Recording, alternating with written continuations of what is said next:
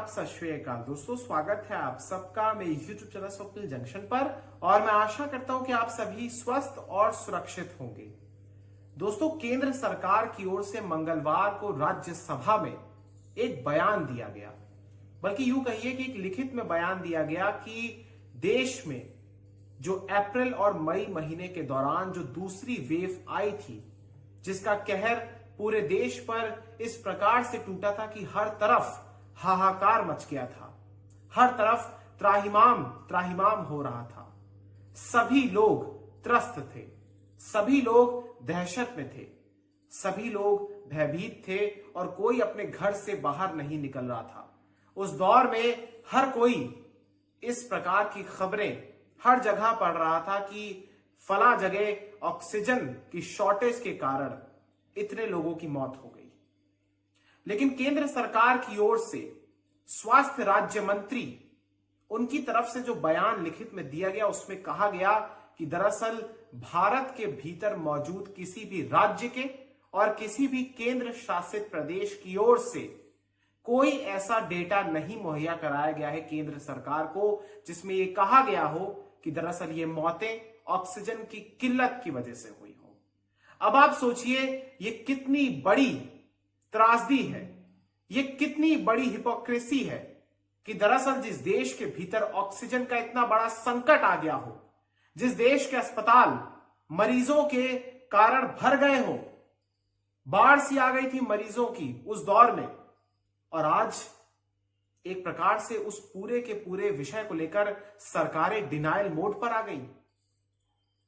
मैं आपको दोस्तों विस्तार से इस पूरी खबर के बारे में बताना चाहूंगा, जो वैसे तो राष्ट्रीय खबर बननी चाहिए थी, क्योंकि इसमें वो सरकारें जिन्हें इस देश की जनता चुनकर भेजती हैं, चाहे वो राज्य की सरकारें हो या फिर केंद्र की सरकार हो, उन सरकारों ने अपने ही देश के नागरिकों को, उन नागरिकों का अपमान किया है जो आज इस दुनिया में नहीं है।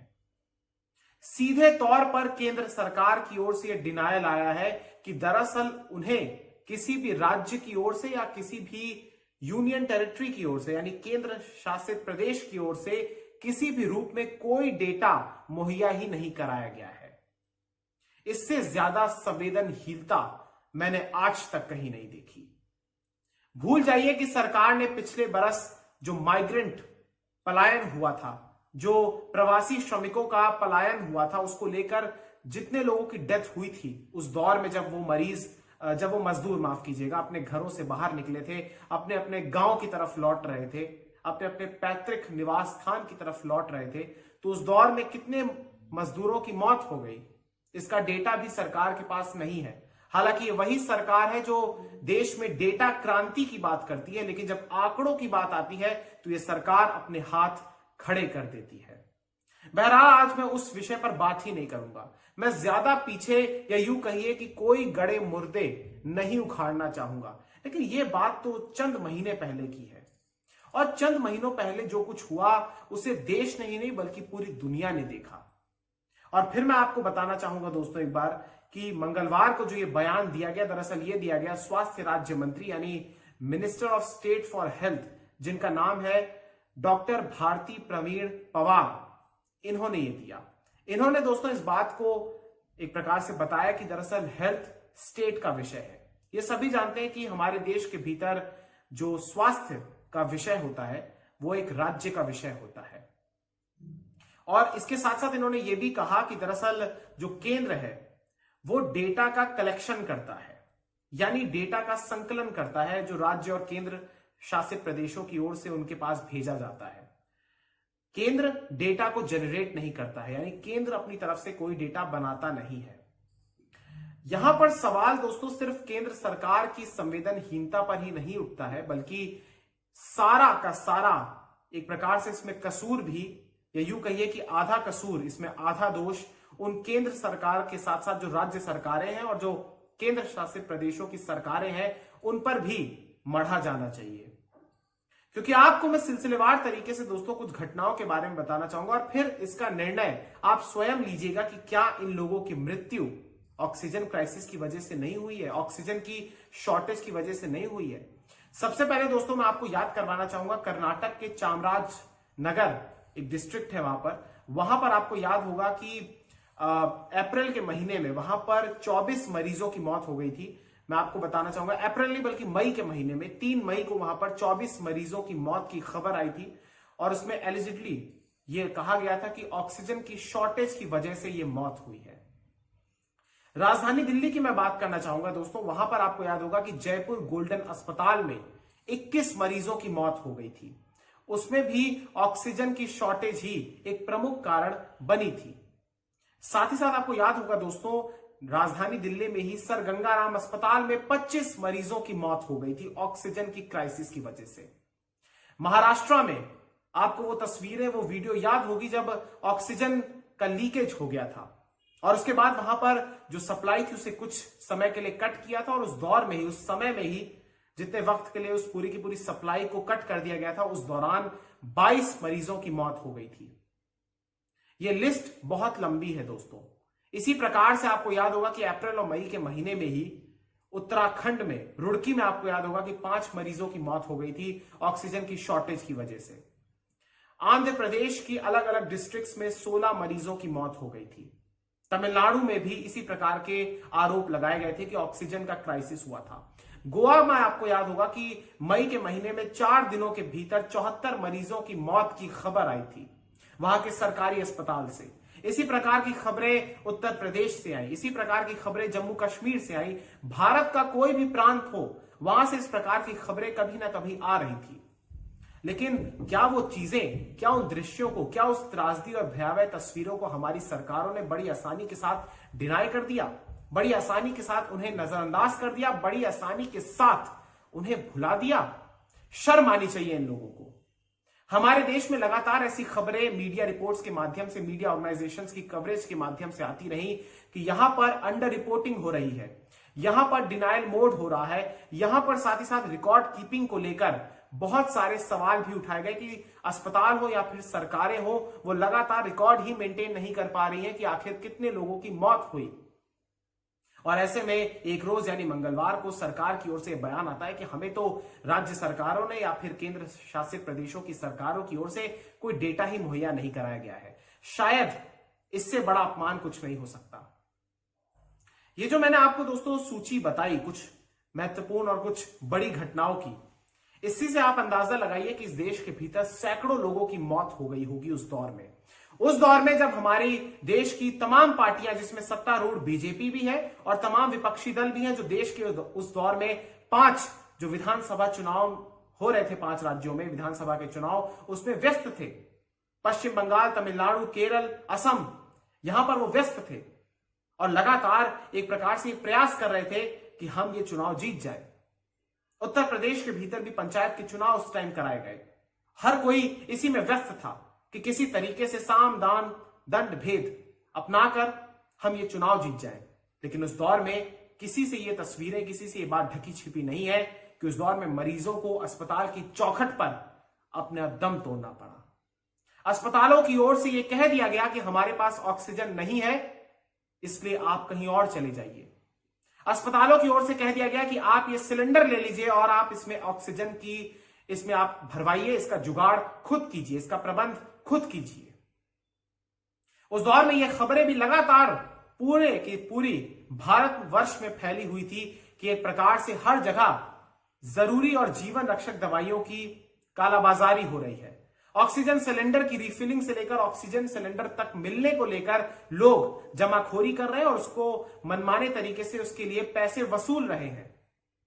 क्या ये खबरें हमारी देश की सरकारों ने और हमारे जनप्रतिनिधियों ने नहीं देखी? और इससे ज्यादा दुर्भाग्यपूर्ण क्या हो सकता है कि उस देश के नागरिकों की ही अनदेखी कर रहे हैं वो जनप्रतिनिधि जो किसी जमाने में जब चुनाव होते हैं तो वो उनके दरवाजे पर आकर हाथ जोड़ते हैं कि आप हमें वोट दे दीजिए।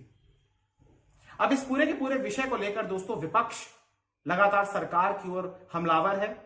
केंद्र सरकार की ओर से बयान दिया गया, मैंने आपको बताया। स्वास्थ्य मंत्री जो देश के हैं मनसुख मांडविया, उनकी तरफ से भी कल राज्यसभा में इस प्रकार का बयान दिया गया। उन्होंने भी अपने सरकार को डिफेंड किया, जाहिर सी बात है। फिर आज सुबह संबित पात्रा जो कि भारतीय जनता पार्टी के राष्ट्रीय प्रवक्ता है, उनकी ओर से भी प्रेस कॉन्फ्रेंस की गई और उसमें सीधे तौर पर कांग्रेस शासित राज्यों और दिल्ली की आम आदमी पार्टी सरकार की ओर भी निशाना साधा गया।